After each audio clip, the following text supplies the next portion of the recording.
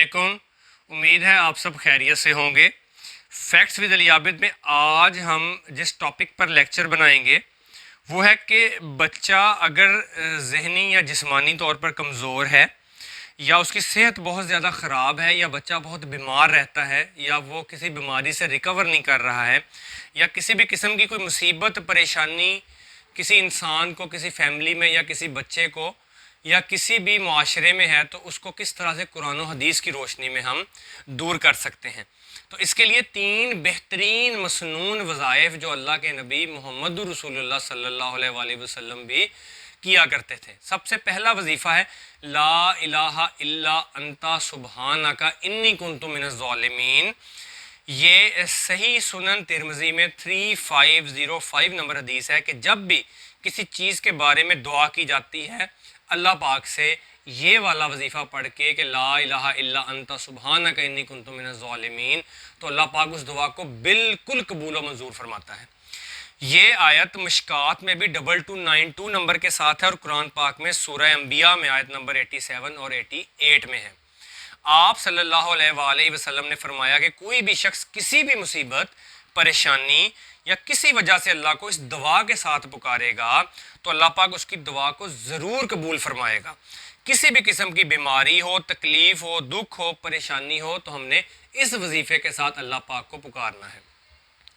इसके बाद सही बुखारी और मुस्लिम में है कि जब तुम तशहुद में बैठो और दरूद शरीफ के बाद जो दुआ तुम चाहो वो मांगो। पहले हम अत्तहियात पढ़ते हैं, फिर दरूद पाक पढ़ते हैं, उसके बाद जब हम रब्बी जालनी से शुरू करते हैं वहाँ पे हम जितनी दुआएं चाहे मांग सकते हैं। तो जो शख्स भी जिस भी मुसीबत में हो, परेशानी में, दुख में, तकलीफ़ में, रंज में, शादी नहीं हो रही, बीमारी नहीं जा रही, फैमिली के मसाइल नहीं ख़त्म हो रहे, दुनियावी मसाइल ख़त्म नहीं हो रहे, गुर्बत ख़त्म नहीं हो रही, अफलास ख़त्म नहीं हो रही, बच्चे की सेहत ठीक नहीं हो रही, बच्चा घर में बीमार है, उसकी बीमारी नहीं जा रही, किसी भी किस्म की मुसीबत परेशानी या मसाइल हैं, तो अल्लाह पाक से ये दुआ जो हमने ला इलाहा इल्ला अंता सुबहानका इन्नी कुन्तु मिनज़ ज़ालिमीन पढ़ी है, पढ़कर मांगना है। अल्लाह पाक ने सब बीमारियों को, मुसीबतों को सुकून और अता में तब्दील कर देना है। और हम हाथ उठाकर भी जब दुआ मांगते हैं तो उस दुआओं में भी इस दुआ को हमने शामिल करना है। सेकंड वजीफ़ा है जो दूसरा वजीफ़ा जामिया तिरमिज़ी में है 3524 नंबर हदीस, लेकिन हम सही अल मुस्तदरिक लिल हाकिम की सनद लेंगे जो 1862 नंबर है, सुनन निसाई अल कुबरा में 10492 नंबर है और मशकात में 2454 नंबर हदीस है। और वो है कि वो वजीफ़ा जो अनस बिन मालिक रज़ी अल्लाह ताला अन्हो या साद इब्न अबी वकास रज़ी अल्लाह ताला अन्हो कहते थे कि आप सल्लल्लाहु अलैहि वसल्लम को जब भी कोई तकलीफ़ या परेशानी पहुंचती तो आप सल्लल्लाहु अलैहि वसल्लम इन अल्फाज में अपने रब को पुकारा करते थे, या हय्यू या कयूम बिरहमतिका अस्तगीस। और तीसरा वजीफ़ा सही बुखारी में 4563 नंबर हदीस है कि इब्न अब्बास रज़ी अल्लाह ताला अन्हो कहते हैं कि सैयदना इब्राहीम अलैहिस्सलाम को जब आग में फेंका गया तो इब्राहीम अलैहिस्सलाम ने कहा था हस्बुनल्लाहु व निअमल वकील। और नबी करीम सल्लल्लाहु अलैहि वसल्लम को जब भी परेशानी आती तो वो भी यही दुआ पढ़ा करते थे और इसका जिक्र कुरान पाक में भी मौजूद है सूरह आले इमरान की आयत नंबर 173 में। लेकिन इसके लिए बहुत ज़रूरी है कि हम जो पढ़ रहे हैं, हम ये तीनों वज़ाइफ जो पढ़ रहे हैं, हमें इसका तर्जमा भी आना चाहिए। सिर्फ़ आयात पढ़ने से हमें उसकी उतनी फजीलत नहीं मिलेगी जब तक हमें ये नहीं पता होगा कि हम क्या पढ़ रहे हैं।